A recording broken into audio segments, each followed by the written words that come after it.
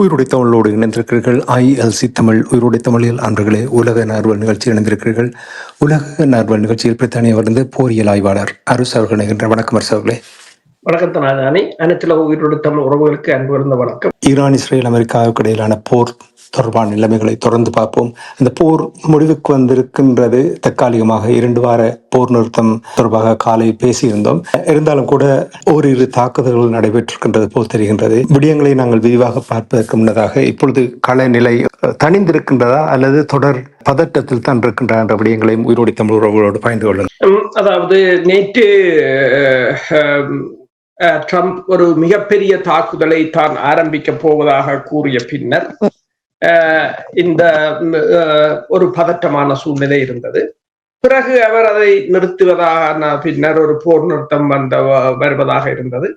ஆனால் போர் நிறுத்தத்தை இப்போது போர் நிறுத்தம் அறிவிக்கப்பட்டு 24 மணி நேரத்துக்கு அந்த போர் நிறுத்தம் தொடர்பாக போர் நிறுத்தம் ஒரு முறியிற நிலைக்கு வந்திருக்கின்றது. அதை இஸ்ரேல் அந்த நிலைமைக்கு காரணமாக இருக்கின்றது. இஸ்ரேல் இந்த போர் நிறுத்த உடன்பாட்டை போர் நிறுத்தத்தை குழப்புவதற்கான மிகப்பெரிய ஒரு தாக்குதலை செய்திருக்கின்றது லெபனானில். பல இடங்களில் லெபனானில் கண்மூடித்தனமான தாக்குதல்களை இன்று பகல் முழுவதும் செய்திருக்கின்றது. அந்த தோல்வியை ஏற்றுக்கொள்ள முடியாத ஒரு விரக்தியின் தாக்குதலாகத்தான் இதனை நீங்கள் பார்க்கலாம். 254 பேர் கொல்லப்பட்டிருக்கிறார்கள். 1200 பேருக்கு மேல் காயமடைந்திருக்கிறார்கள். கட்டார், பிரான்ஸ் உட்பட பல நாடுகள் கண்டனம் தெரிவித்திருக்கின்றன. இவர்கள் கண்டனம் தெரிவித்து என்னத்துக்காக போவது என்று தெரியவில்லை. என்ன இப்ப வேற ஒரு நாடு செய்தால் உடனடியாக பொருளாதார தடை, அவர்களை இந்த விசாவை கேன்சல் பண்ணி அனுப்புவது, அவர்களுக்கு ஆயுதம் கொடுக்காமல் நிப்பாட்டுவது என்று பலத்தை செய்வார்கள். இஸ்ரேலுக்கு நீங்கள் கண்டனத்தை தெரிவித்து என்ன செய்ய போறீங்கன்னு தெரியாது. ஆனால் ஒரு மிருகத்தனமான தாக்குதல்களை நடத்தி இருக்கிறது ஈரான். அதற்கு தாங்கள் இது தொடரும் என்றால் தாங்கள் பதிலடி கொடுப்போம் என்று கூறியிருக்கின்றது. ஈரான் கூறியிருக்கிறது போர் நிறுத்தத்தின் 10 உடன்பாட்டில் இதுவும் ஒன்று என்று கூறியிருக்கின்றது. அப்ப அதை நாங்கள் பிறகு பார்க்கலாம். அதே நேரம் ஏனைய தாக்குதல் என்று நீங்கள் பார்த்தீர்கள் என்று சொன்னால்,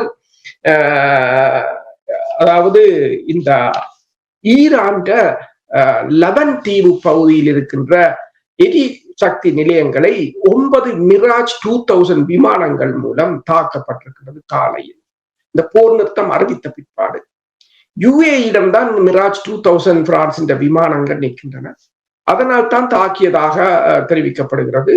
அதற்கு பிறகு ஈரான் UAE-யின் மிகப்பெரிய எண்ணெய் வயலை தாக்கியிருந்தது. 2ம் தீப்பற்றி எரிந்ததை பார்க்கக்கூடியதாக இருந்தது. அதே சமயம் ரஷ்யா மன்னிக்கவும் சவுதி அரேபியாவின் ஈஸ்ட் வெஸ்ட் பைப்புகளால எரிபொருட்களை கொண்டு போற அந்த லைனை ஈரான் அத்தனையும் தாக்கியிருந்தது. இதற்கு பதிலடியாக கிட்டத்தட்ட 1200 கிலோமீட்டர் நீளமான இந்த பைப் லைன் மீதான தாக்குதல் சவுதி அரேபியாவின் செங்கடல் ஊடான எண்ணெய் விநியோகத்தையும் கடுமையாக பாதிக்கும் என்று சொல்லப்படுகிறது. ஹார்முஸ் நீரிணையினூடான டேங்கர் போக்குவரத்து எல்லோரும் கூறினார்கள். பலர் கூறினார்கள் ஏதோ ஈரான் மண்டியிட்டு விட்டது, ஹார்முஸ் திறக்கப்பட்டு விட்டது. அப்படி ஒன்றும் திறக்கப்படவில்லை. அதெல்லாம் அநேகமான பொய்யான தகவல்களைத்தான் பரப்பிக் கொண்டிருக்கிறார்கள். ஹார்முஸ் நீரிணையில் இன்று சில கப்பல்கள் புறப்பட தயாரான நிலையில் ஈரான் அதனை மூடிவிட்டது, முழுவதுமாக மூடப்பட்டுள்ளதாக தெரிவித்திருக்கிறது. லெபனானில் நடைபெறுகின்ற தாக்குதல்களை நிறுத்த வேண்டும். அதற்கு பிறகு தான் அந்த ஹார்முஸ் நீரிணையினூடான போக்குவரத்து தொடர்பாக தாங்கள் ஏதாவது யோசிக்கலாம், தாங்கள் அது தொடர்பாக யோசிக்கலாம் என்று ஈரான் கூறியிருக்கின்றது. அது மற்றபடி பார்த்தீங்கன்னு சொன்னால் ஈரான் வான்பரப்பின் மீது பறந்த ஹெர்மஸ் 900 என்ற விமானத்தை ஃபாஸ் பகுதிக்கு அருகில் வைத்து ஈரான் சுட்டு வீழ்த்தி இருப்பதாக கூறப்படுகின்றது. நாங்கள் கதைத்துக் கொண்டிருக்கின்ற நேரத்துக்கு சற்று முன்னர் கூட ஈரான் வான் எதிர்ப்பு படையணி வான் எதிர்ப்பு ஆயுதங்கள் ஏர் டிஃபென்ஸ் ஆக்டிவேட் பண்ணப்பட்டதாக கூட தகவல்கள் வந்திருந்தன. அதாவது இன்னும் அந்த போர் நிறுத்தம் ஒரு முழுமையான நடைமுறைக்கு வரவில்லை. அதை குழப்புவதற்கான முயற்சிகள் இடம்பெறுவதைத்தான் பார்க்கக்கூடியதாக இருக்கின்றது. இந்த காலையில் நாங்கள் உங்களோடு உரையாடும் பொழுது நான் உங்களிடம் கேட்டிருந்தேன், இந்த போர் நிறுத்தத்தை எல்லோரும் வரவேற்றாலும் பெஞ்சமின் நெட்டன்யாகு அவர்கள் இதை எவ்வாறு குழப்பலாம் என்ற ஒரு திட்டத்தை தான் அவர் போடுவாரா என்று கேட்டேன். நீங்கள் அதற்கான வாய்ப்புகள் அதிகம் இருக்கின்றது நீங்கள் கூறினீர்கள். அதுதான் இப்பொழுது நடந்திருக்கின்றது. இந்த போர் ஆரம்பித்து, அதாவது ஈரான், இஸ்ரேல், அமெரிக்காவுக்கு இடையிலான போர் ஆரம்பித்து விரிவடைந்த பொழுது லெபனான் மீது இஸ்ரேல் பாரிய தாக்குதலை நடத்தியிருக்கிறது. இந்த 2-3 இந்த 40 நாட்களுக்குள் இதுதான் முதல் தடவையாக இஸ்ரேல் லெபனான் மீது எண்ணியில் என்று பெரிய ஒரு தாக்குதலை நடத்தி இருக்கின்றது. போர் நிறுத்தம் தொடர்பாக பேசும் பொழுது லெபனானும் இதற்குள் உள்ளடங்கும் என்று அப்பொழுது தெளிவாக தெளிவுபடுத்தி இருந்தார்கள். ஏன் இந்த குழப்பம்? அப்ப நாங்கள் எதிர்பார்த்தது போல் இங்கே இஸ்ரேல் இந்த போர் நிறுத்தத்தை குழப்புவதற்கான ஒரு முதல் கட்ட நடவடிக்கையாகத்தான் இன்று நடந்த தாக்குதல் என்று நீங்கள் கருதுகிறீர்களா? அப்படி என்றால் இந்த போர் நிறுத்தத்துக்கு என்ன நடக்க போகிறது? இந்த போர் நிறுத்தத்தை பொறுத்தவரையில் அதாவது இங்கத்தே பத்திரிகைகளின் தகவல்களின் அடிப்படையில் ட்ரம்ப் இறுதி நேரத்தில் தான் இஸ்ரேலுக்கு தொலைபேசியில் எடுத்து தாங்கள் போர் நிறுத்தத்துக்கு போவதாக அறிவித்திருக்கிறார். இஸ்ரேலை இதில் இதற்கு முதல் அவர்கள் தொடர்பு கொள்ளவும் இல்லை. பலரும் இப்போது இஸ்ரேலுக்கு மிகப்பெரிய அவமானம் என்று கூறுகிறார்கள். எந்த ஒரு இலக்கையும் அவர்கள் அடையவில்லை. ஈரான், உங்களுக்கு தெரியும், ஈரான் தாக்குதல்கள், ஈரான் வியூகங்கள், தலைமை பீடத்தை அளித்தாலும் ஈரான் அதாவது சூப்பர் பவர் என்றது அமெரிக்கா. அதே சூப்பர் பவர் வழங்கிய ஆயுதங்களுடன் தான் இவர்கள் கூட்டணி நாடுகளையும் ஒன்று சேர்த்துக் கொண்டு போனார்கள். ஆனால் கிட்டத்தட்ட 9 நாடுகளை தனி ஒரு நாடாக நின்று சமாளித்திருக்கிறது ஈரான். இந்த போர் ஆரம்பித்த போது நாங்கள் அப்போ என்றை கூறியிருந்தோம், வெற்றி என்றால் இதுல என்னென்றால் அமெரிக்காவை ஈரான் அடிக்காது, அது எல்லோருக்கும் தெரியும். ஆனால் ஈரான் சபை பண்ணினாலே அது ஒரு பெரிய வெற்றி என்று சொன்னார்கள். இப்ப அந்த வெற்றியை தான் கொண்டாடுறாங்க. பலர் இதை குழப்பமாக நினைக்கிறார்கள், ஏதோ ஈரான் அமெரிக்காவை அடித்து வீழ்த்தி விட்டது. இல்லை, ஈரான் அதில் சபை பண்ணினாலே அதில் ஒரு பெரிய வெற்றி. அதைத்தான் அவர்கள் செய்திருக்கிறார்கள், அதிலும் திறம்பட செய்திருக்கிறார்கள். இஸ்ரேல் தன்னை புறக்கணிக்கப்பட்டதாக ஒரு மனநிலைக்கு வந்திருக்கின்றது. எனவேதான் அந்த ஆத்திரத்தை, அதாவது தோல்வி அடைந்தவன் செய்கிற ஒரு வேலையைத்தான் இஸ்ரேல் அந்த லெபனான் மக்கள் மீது செய்திருக்கிறது. இதை பல நாடுகள் கண்டித்திருக்கின்றன. அது மட்டுமல்லாது காசாவில் கூட அல் ஜசீராவின் ஊடகவியலாளர் போன காரை குண்டு வீசி தகர்த்திருக்கின்றது. அவர் அதில் இறந்திருக்கின்றார். இத்துடன் சேர்த்து காசாவில் 262 ஊடகவியலாளர்கள் கொல்லப்பட்டிருக்கிறார்கள். ஊடகம் சுதந்திரம், சுதந்திரம், பத்திரிகை சுதந்திரம் என்றெல்லாம் பேசிக்கொண்டு திரிகிற அமைப்புகள் எல்லாம் இருக்கிறார்கள் உலகத்துல. அவர்கள் இருக்கிறார்கள். அவர்கள் எங்கேயாவது வேற ஏதாவது ஒரு அப்பாவி நாட்டில் நடந்தா தான் அவர்கள் வருவார்கள். இதுகளுக்கு அவர்களை காண கிடையாது. அதே போல ஒரு நிலைமைதான் இப்போது இதை ஈரான் தனது கடுமையான வார்த்தைகளால் இந்த சம்பவத்தை ஈரான் கண்டித்திருக்கிறது. அதே சமயம் ஈரான் நாடாளுமன்ற சபாநாயகர் கலிபாப் அவர் கூறியிருக்கின்றார் என்றால், இந்த நடவடிக்கை போர் நிறுத்தத்தை மீறியதாகத்தான் கூறுகிறார். அதாவது இஸ்லாமிய குடியரசின் 10 அம்ச முன்மொழிவு பேச்சுவார்த்தையில் நடத்துவதற்கு ஒரு நடைமுறைக்கு உகந்த அடிப்படை மற்றும் பேச்சுவார்த்தைக்கான முக்கிய கட்டமைப்பு அது என்று சொல்லியும், ஆனால் இந்த முன்மொழிவில் 3 பிரிவுகளை இந்த 24 மணி நேரத்துக்கு மீறப்பட்டிருப்பதாகவும், லெபனானில் போர் நிறுத்தம் தொடர்பான 10 அம்ச முன்மொழிவில் முதல் பிரிவை நிறைவேற்றாது பிரதமர் ஷெபாஸ் ஷெரீப் வெளிப்படையாக குறிப்பிட்டிருந்தார். இந்த லெபனான் மற்றும் பிற பகுதிகள் உட்பட எல்லா இடங்களிலும் உடனடியாக போர் நிறுத்தம் அமலுக்கு வரும் என்றுதான் கூறியிருந்தார். அதை இப்போது மீண்டும் ஷெபாஸ் ஷெரீப் உறுதிப்படுத்தி இருக்கின்றார். இந்த இஸ்ரேல் தாக்குதலுக்கு பிறகு அவர் உறுதிப்படுத்தியிருக்கிறார், இல்லை 10 அம்ச கோரிக்கையில் அதிலும் உண்டு என்றுதான் கூறியிருக்கின்றார். இரண்டாவதாக வான்வெளியில் அத்துமீறி நுழைந்த ஒரு ட்ரோன் என்று கூறியிருக்கின்றார். ஈரான் வான்வெளியில் அது ஹெர்மஸ் 900 ட்ரோன் ஈரான் அது சுட்டு வீழ்த்தப்பட்டிருக்கிறது. அதே போல 6வது பிரிவில் சேர்க்கப்பட்டிருந்த ஈரானின் வளம், அதாவது ஈரான் அணு யுரேனியம் செறிவாக்கல் தொடர்பாக இப்போது முன்னுக்கு பின் முரணான தகவல்கள் வருகின்றன. அதாவது பேச்சுவார்த்தை தொடங்குவதற்கு முன்பே பேச்சுவார்த்தைக்காக கொடுக்கப்பட்ட அந்த அம்ச கோரிக்கையில் இருக்கின்ற சரத்துக்கள் மீறப்படுவது இந்த பேச்சுவார்த்தையை பாதிக்கும் என்று கூறியிருக்கின்றார். அதே சமயம் அவர் இன்னொன்றையும் கூறியிருக்கின்றார். என்னென்றால் வெளிவார அமைச்சர் கூறியிருக்கின்றார், இவ்வாறு ஆன பேச்சுவார்த்தையை குழப்புவதாக இருந்தால் தாங்கள், அதாவது லெபனானில் இவர்கள் தொடர்ச்சியாக தாக்குதல் நடத்துவார்களாக இருந்தால் ஈரான் இந்த பேச்சுவார்த்தையில் கலந்து கொள்ளாது என்று கூறியிருக்கிறார்கள். இந்த நிலைமை நிதானமாக இல்லாத நிலைமை என்ன நடக்க போகின்றது ஒரு எஜ்ஜில் இருக்கின்ற சொல்வார்கள். ஆன ஒரு நிலைமை இருக்கின்றது போல் தான் தெரிகின்றது. போர் நிறுத்தம் யாருக்கு தேவையாக இருந்தது? இப்ப உங்களுக்கு தெரியும், அமெரிக்கா இந்த போரிலிருந்து எவ்வாறு வெளியேறுவது என்ற இந்த எக்ஸிட் பிளானே இருக்கவில்லை என்றதை கூறியிருந்தார்கள். ஆனால் பெஞ்சமின் நெட்டன்யாஹூ அவர்களுடைய அழுத்தத்தின் பிரகாரம் தாக்குதல் நடத்துவது தொடர்பாகத்தான் அடிக்கடி பேசிக்கொண்டு வந்தார்கள். இனி உங்களுக்கு தெரியும், ஈரானில் இருக்கின்ற மனித குலத்தையே அழித்தொழிப்பர் என்று எத்தனையோ தலைவர்கள் கூறினார். இராணுவத்தை முழுவதாக பலத்தை குறைத்து விட்டோம், இனி கடற்படையினர் எல்லாரும் கடலுக்கு அடியில் இருக்கின்றார்கள், அப்லிட்ரியை பண்ணுவோம் என்று அப்படியே கூறிக்கொண்டிருந்த இந்த நிலையில் இந்த போர் ஏன் உடனடியாக சரியான ஒரு வரவு இல்லாத நேரத்திலும் போரை நிறுத்துவதற்கு யார் முதலில் விரும்பினார்கள் என்று நீங்கள் உங்களால் அவதானிக்கக்கூடியதா இருந்தார்? நாங்கள் அவதானித்தது படியும் பார்த்தால் இந்த போரில் ட்ரம்பின் முதலாவது அறிக்கை தெளிவாக சொல்லி இருக்கின்றது. ஈரானின் 10 அம்ச கோரிக்கையின் அடிப்படையில் என்று சொல்லி இருக்கிறார்.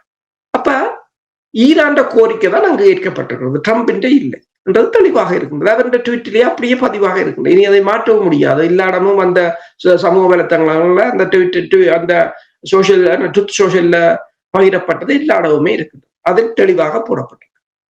அதாவது யோசித்து பாருங்கள், அன்கண்டிஷனல் சீஸ்ஃபயருக்கு ஈரான் ஒத்துக்கொள்ளவில்லை. அமெரிக்கா நிபந்தனையற்று வருகிறேன் என்றால் கூட ஈரான் ஏற்றுக்கொள்ளவில்லை.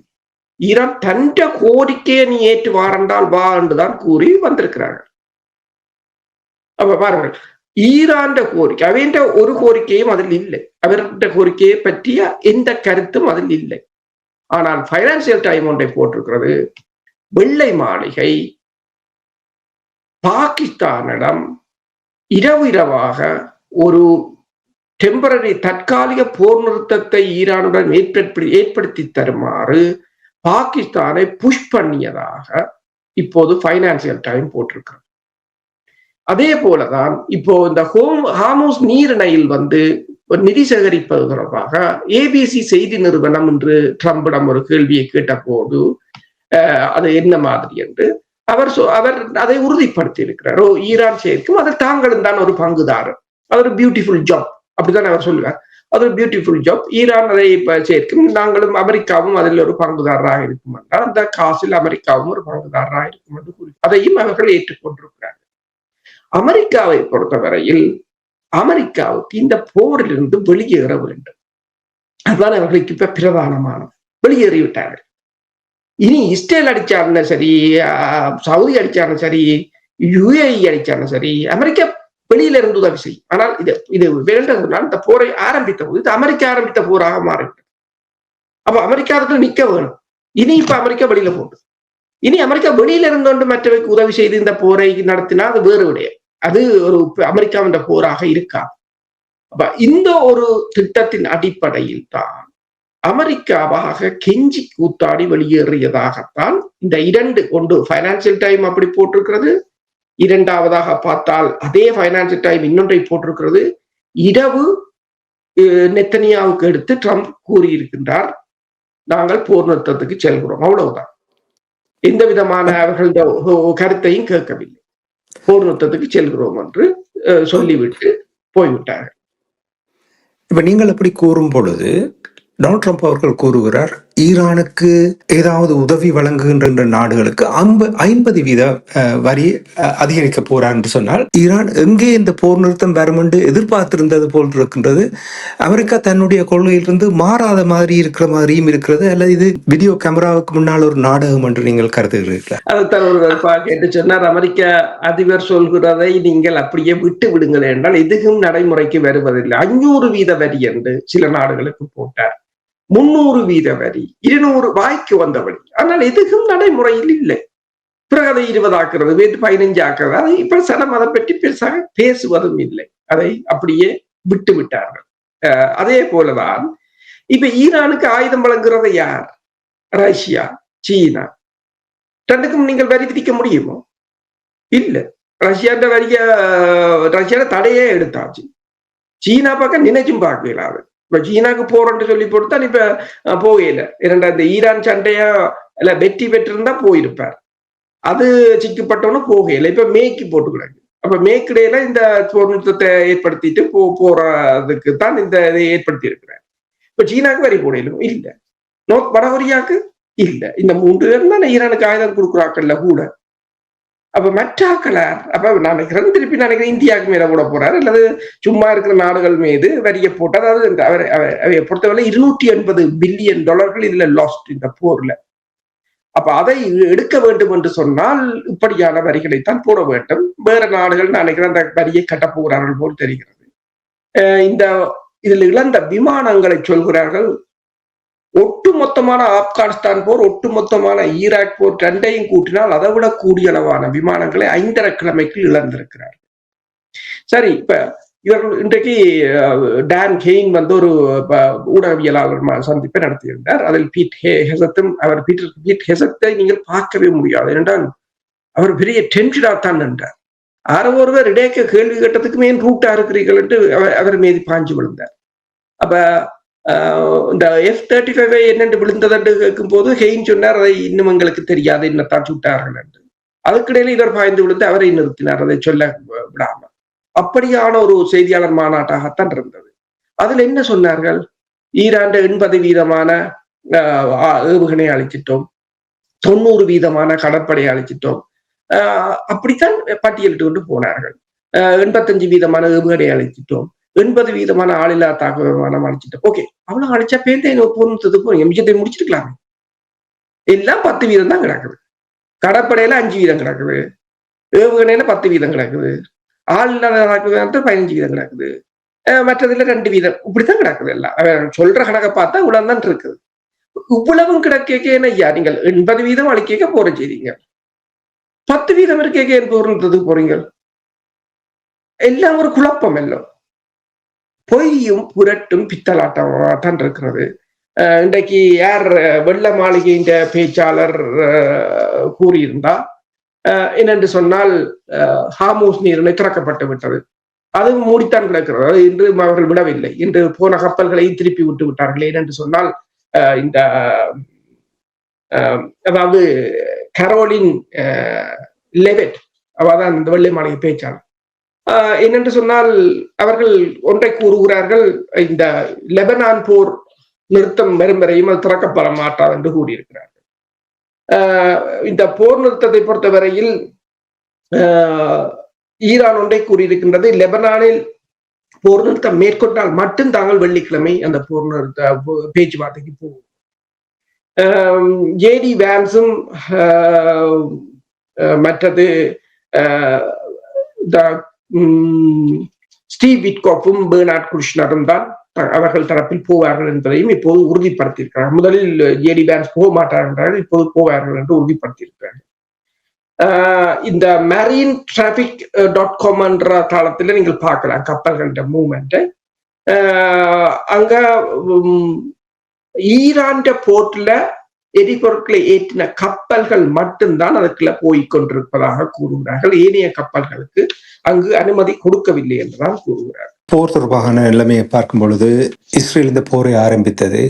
இஸ்ரேலுக்கு இந்த போர் தொடர வேண்டிய ஒரு நிலைமை இருக்கிறது. ஈரானுடைய பலத்தை மிகவும் குறைப்பதும் அல்லது அவர்களை அழித்தொழிப்பதுதான் இஸ்ரேலுடைய திட்டமாக இருந்தது. ஆனால் இந்த திட்டம் ஒரு கனவாக மாறிவிட்டது போல் இருக்கின்றது. இருந்தாலும் இப்போ அவர்கள் லெபனான் மீது தாக்குதல்கள் நடத்தும் பொழுது ஸ்பெயினினுடைய பிரதமர் இது தொடர்பாக காட்டமான ஒரு தன்னுடைய எதிர்ப்பை இஸ்ரேலுடைய அதிபர் பெஞ்சமின் நெட்டன்யாகு மேல் முன்வைத்திருக்கின்றார். இனிவரும் காலங்களில் இஸ்ரேலுக்கு எதிராக சர்வதேச நாடுகள், குறிப்பாக மேற்கத்திய நாடுகள், இப்ப இதுவரையில் நீங்கள் பார்த்துக்கொண்டால் எதை பேசினாலும் உடனடியாக ஆன்டிசெமிட்டிசம் என்று சொல்லுவார்கள். ஆனால் இனிவரும் காலங்களில் அது எடுபடாமல் போய்விடும். இஸ்ரேல் இங்கே ஒரு கோண பண்ணப்பட்டு என்று நீங்கள் கருதுகிறீர்களா? இஸ்ரேலுடைய மக்கள் கூட நீங்கள் அடிக்கடி கூறினீர்கள், போராட்டங்கள் நடத்துவார்கள், அவர்களுக்கு நிறைய கட்டுப்பாடுகள், தடைகள் இருக்கின்றது, சமூக வலைத்தளங்களில் ஒன்றுமே பதிவு செய்யக்கூடியதா என்று சொல்லி. இப்போ இங்கே இஸ்ரேல், பலஸ்தீனியம், லெபனான் இந்த பகுதியில் ஒரு மாற்றம் வருவதற்கான வாய்ப்புகள் இருக்கின்றதா? நெட்டன்யாகுனுடைய காலம் முடிவுக்கு வரப்போன்று என்று நம்புகிறேன். பல நாடுகள் இப்போது இஸ்ரேல் மீதான தமது அதிருப்தியை தெரிவித்துக் கொண்டு வருகிறார்கள். ஆனால் அது இப்ப ஸ்பெயினும் கூறியிருக்கிறது, பிரான்ஸ் கூறியிருக்கின்றது இந்த போர் நிறுத்தத்தில் லெபனான் உள்வாங்கப்பட வேண்டும் என்று சொல்லி. ஆனால் நீங்கள் கூறுவதால் பலனில்லை. நீங்கள் நடவடிக்கையில் இறங்குங்கள். நீங்கள் நடவடிக்கையில் இறங்காத வரையில் இதனால் எந்த பிரயோசனமும் இல்லை. இன்று நீங்கள் பார்த்தீங்கன்னு சொன்னால் பெஞ்சமின் நெத்தனியாகு நாட்டு மக்களுக்கு உரையாற்றியிருந்தார். அதே நேரம் எதிர்கட்சி தலைவர் நாட்டு மக்களுக்கு உரையாற்றியிருந்தார். எல்லோரும் அப்ப பெஞ்சமின் நெத்தனியாகு என்று பேசும்போது என்ன கூறுகிறார் என்று சொன்னால், தாங்கள் ஈரானை கடுமையாக பலவீனப்படுத்தி விட்டோம். இதுவரை பலவீனப்படுத்தியதை விட கடுமையாக பலவீனப்படுத்தி விட்டோம். அந்த யுரேனியத்தை நாங்கள் எடுப்போம். ஒன்றில் பேச்சுவார்த்தையால் எடுப்போம், இல்லை என்று சொன்னால் போரினால் எடுப்போம் என்று கூறியிருக்கின்றார். ட்ரம்புக்கும் தனக்கும் இருக்கிற ரிலேஷன் நல்லாத்தான் இருக்கிறான். தாங்கள் ஒவ்வொரு நாளும் பேசிக்கணுமா, ஒவ்வொரு காலம் பார்த்து சிரிக்கணுமா, ஒருத்தரும் அதை கேட்கல. ஒவ்வொரு நாளும் பேசுறதே பொய், ஒவ்வொரு நாளும் அங்க பேசுறதே கிடையாது. நேற்று பத்திரிகைகளின்படி ட்ரம்ப் நேற்று போர் நிறுத்தத்துக்கு முதல் எடுத்து சொல்லி போட்டு அமெரிக்கா எஸ்கேப் அப்படியே விட்டுட்டாங்க. ஏன்னா அமெரிக்காவுக்கு எப்படியோ இந்த போர்ல இருந்து தான் வெளியேறணும். சரி, பின்னிக்கு இருந்து அடிக்கலாமே தவிர இனி அமெரிக்கா இதுல போர்ல பங்கு பெற்றும், ஆனால் அமெரிக்காவின் போராக இருக்காது. இதுல இருந்து முதல் வெளியேறணும் என்றதான் அமெரிக்காவின் ஒரே குறிக்கோளாக இருந்தது. அதை அமெரிக்கா செய்துவிட்டது. அதுக்கு பாகிஸ்தான் உதவி செய்திருக்கின்றது. அப்ப அவர் கூறுகிறார், தாங்கள் ஒவ்வொரு காலம் பார்ப்பார்களாம், ஒவ்வொரு காலம் பேசுவார்களாம், தினமும் பேசுவார்களாம், தினமும் சிரிப்பார்களாம் என்று கூட பேசுகிறார் என்றால், அதே நேரம் இந்த போர் நிறுத்தம் வந்தது தங்களுக்கு ஆச்சரியம் ஒன்றும் ஏற்படவில்லை என்று சொல்லியிருக்கிறார். இலக்கை அடையும் வரையும் அதை இலக்கை பேச்சுக்களினூடாக கூட தங்களால் அடைய முடியும் அல்லது போரினால் அடைய முடியும் என்று அவர் கூறியிருக்கின்றார். ஒன்று, இந்த போர் நிறுத்தம் வந்ததும் அமெரிக்கா இந்த போரை இடைநடுவில் கைவிட்டதும் இஸ்ரேலுக்கு ஒரு மிகப்பெரிய அவமானமாகி போய்விட்டது. எதிர்கட்சிகளின் கேள்விகளுக்கு பதில் கூறவும் அவர்களிடம் திறனி இல்லாத ஒரு நிலையாகத்தான் இருக்கின்றது. எனவேதான் இதை இப்போது இந்த லெபனானில் இருக்கின்ற அப்பாவி மக்கள் மீது தங்கள் அந்த இயலாத தன்மையை காட்டியிருக்கிறார்கள். அதைத்தான் அவ்வாறுதான் சொல்லலாம். இப்ப எதிர்கட்சி தலைவரை பொறுத்தவரையில் ஜகீர் லுபிட்டும் பேர்ந்து மக்களுக்கு பேசியிருந்தார்.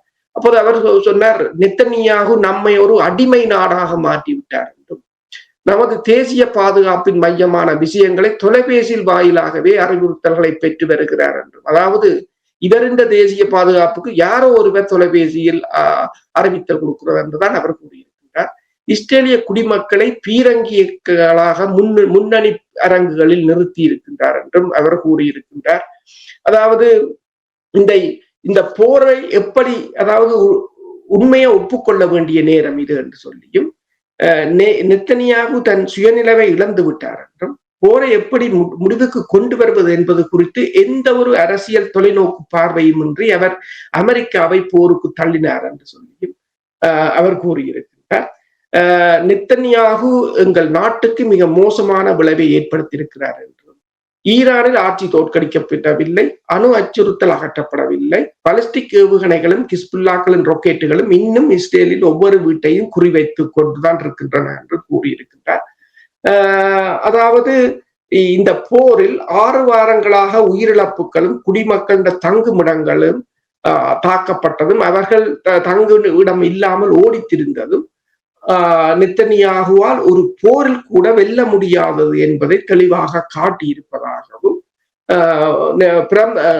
பெஞ்சமின் நெத்தனியாகு குடிமக்களையும் தனது கூட்டாளிகளையும் ஏமாற்றியிருக்கிறார் என்று இல்லாத ஒரு மூலோபாய திட்டத்தை அவர் பொதுமக்களிடம் விற்றிருக்கிறார் என்றும் கூறியிருக்கின்றார். நேற்றிரவு அமெரிக்காவுக்கும் ஈரானுக்கும் இடையில் கையெழுத்திடப்பட்ட ஒப்பந்தத்தில் இஸ்ரேலுக்கு எந்த ஒரு செல்வாக்கும் இல்லை என்றும் நாங்கள் திரைக்கு பின்னால் செல்வாக்கு செலுத்தினோம் என்றும் அவர் உங்களிடம் கூறுவார். இதெல்லாம் வெற்று பொய்கள், இதையெல்லாம் நம்பாதீர்கள் என்று பேசியிருக்கிறார்கள். அப்ப அந்த உள்ளூரில் ஏற்பட்ட அவமானம், உள்ளூரில் ஏற்பட்ட அந்த போரில் ஏற்பட்ட தோல்வி ஈரான் எவ்வாறு திருப்பி அடிக்கும் என்று எதிர்பார்க்காத தன்மைதான் இன்றைக்கு இந்த 250 பொதுமக்களையும் பலியெடுத்திருக்கிறது. இன்னும் நிறைய கேள்விகள் இருக்கிறது. ஆனால் நாங்கள் நிகழ்ச்சி என்று கொண்டு வர வேண்டும்.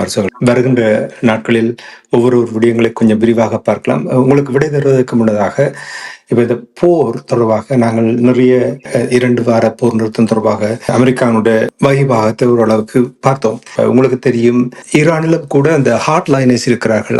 அந்த நாட்டு பற்றோடு எம்முடைய இனம், எம்முடைய இதை பாதுகாக்க வேண்டும் என்று உறுதியாக போராடுவதற்கும் பயணிப்பதற்கும் தயாராக இருந்தவர்கள் எவ்வாறு இந்த போர் நிறுத்தத்தை ஏற்றுக்கொள்ளுகிறார்களா அல்லது அவர்களுக்கும் இதில் ஏதாவது கேள்விகள் இருக்கின்றதா? ஈரானிய மக்கள் எவ்வாறு இதை, என்னடா அங்கேயும் ஹார்ட் லைனர்ஸ் இருக்கிறார்கள், அந்த தேசியவாதிகள் இருக்கிறார்கள், அவர்கள் எவ்வாறு இந்த போர் நிறுத்தத்தை பார்க்கிறார்கள் என்று கூறுவீர்கள்? ஈரானை பொறுத்தவரையில் ஈரானில் பெருமளவான கொண்டாட்டங்கள் இடம்பெற்றிருந்தன. நேற்று முழுவதும் நீங்கள் பார்க்கலாம், வீதி முழுவதும் மிகப்பெரிய கொண்டாட்டங்கள்.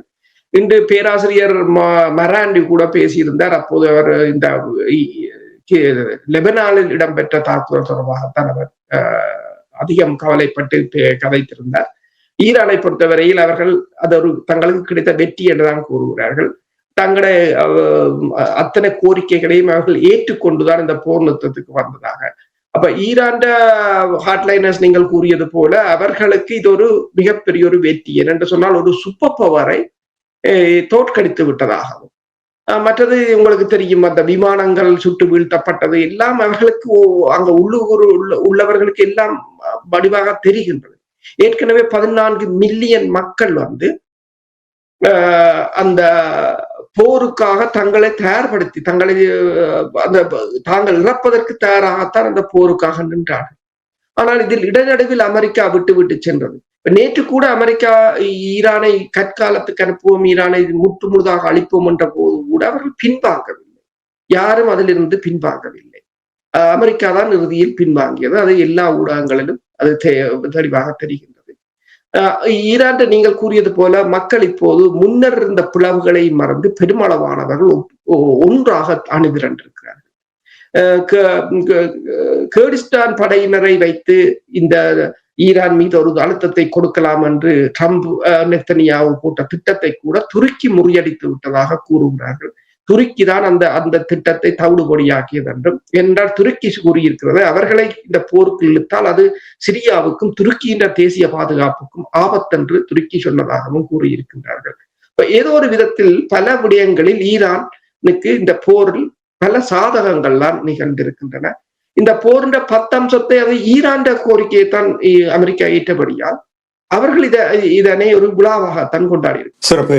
இன்னும் நிறைய தகவல்கள் இருக்கின்றது. குறிப்பாக அமெரிக்காவுடைய 60,000க்கும் மேற்பட்ட படையினர் திரும்பி செல்வதற்கான பயணத்தை மேற்கொள்ள ஆரம்பித்து விட்டார்களா என்று சிந்திக்க தோன்றுகிற அந்த விடயங்களை நாங்கள் பார்க்க வேண்டும். இனி அந்த பிராந்தியம் உங்களுக்கு தெரியும், சிரியா, லெபனான் போன்ற நாடுகள் தொடர் இஸ்ரேலுடைய ஆக்கிரமிப்பு. இப்போ பாருங்கள், சதர்ன் லெபனானை சில பகுதிகளை அவர்கள் கைப்பற்றுகின்ற ஒரு நோக்கத்தோடு தான் இந்த போரை தொடுத்திருந்தார்கள். இன்னும் சுத்திகரிப்பு நடத்துவதற்கான வேலைகள் தான், திட்டங்கள் தான் போடப்பட்டது. இப்போ இந்த விடயங்களையும் நாங்கள் அடுத்த தடவை நாங்கள் உரையாடும் பொழுது உயிரோடை தமிழ் உறவுகளுக்கு எடுத்து வருவோம் என்று கூறிக்கொண்டு, இன்று இந்த நிகழ்ச்சியில் தகவல்களை திரட்டி உயிரோடை தமிழ் உறவுகளுக்காக எடுத்து வந்தமைக்காக உயிரோடை தமிழ் அன்பர்கள் சார்பாக நன்றி கூறிக்கொண்டு மீண்டும் அடுத்த நிகழ்ச்சியை இணைந்திருப்போம். அது வரைக்கும் நன்றி, வணக்கம். அரசோர்களே நன்றி, வணக்கம். எமது பார்வையாளர்களுக்கு வணக்கம். மக்களின் குரலாய் ஓங்கி ஒலிக்கும் இலக்கு மின்னிதழ் மற்றும் உயிரோடை தமிழ் வானொலி ஆகிய இவ்விரு ஊடகங்களும் உங்களைப் போன்ற எமது நேயர்கள் நண்பர்களின் ஆதரவிலேயே இயங்கி வருகின்றன. மிக குறைந்த வளங்களுடன் பல இடர்கள் மற்றும் தடைகளை தாண்டி பயணிக்கும் எமது ஊடகங்களின் பணிகள் மேலும் வளர உங்களால் முடிந்த நிதியுதவியை வழங்கி இன்னும் காத்திரமான செயற்பாடுகளை முன்னெடுக்க உதவுமாறு மிகவும் பணிவன்புடன் வேண்டி நிற்கின்றோம். உங்கள் பங்களிப்பு உங்களின் உரிமை குரலாய் ஓங்கி ஒலிக்கும். நன்றி.